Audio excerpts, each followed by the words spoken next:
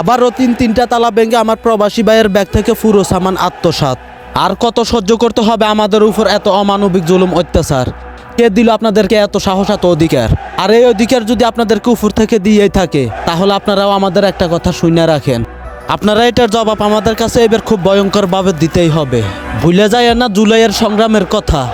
আর এই সংগ্রামের কথা যদি একবার প্রবাসীদেরকে মনে করিয়ে দেন, তাহলে এবার ছাত্ররা নয়, সকল প্রবাসী মিল্লা মাঠে নামবে। আর ঠিক তখনই আমরা দেখতে চাই আপনাদের যে ভিক্ষা করার জায়গাটা, ওই জায়গাটা আপনাদের জন্য কোথায় গিয়ে মিলে।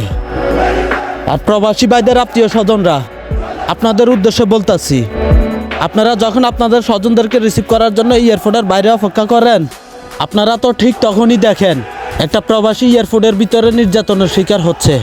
তখন কি আপনারা দাঁড়া দাঁড়া তামসা দেখেন আর ভিডিও করেন? বলি এগুলি একটু বাদ দেন। এগুলা বাদ দিয়ে বাইরের থেকে লাঠি ছোটা যে যাই কিছু পান তাই নিয়ে এয়ারপোর্টের ভিতরে ঢুকে সবকিছু ভেঙে চুরমার করে দেন। আপনাদেরকে আমরা অনুমতি দিয়ে দিলাম, পুরো এয়ারপোর্টটা ভেঙে চুরমার করে দেন। প্রয়োজনে এরকম এয়ারপোর্ট তৈরি করা লাগলে প্রতিটা জেলা জেলায় আমরা করব। তবু এই বাংলার জমিন থেকে এসব চোর দালালদেরকে উৎখাত করব।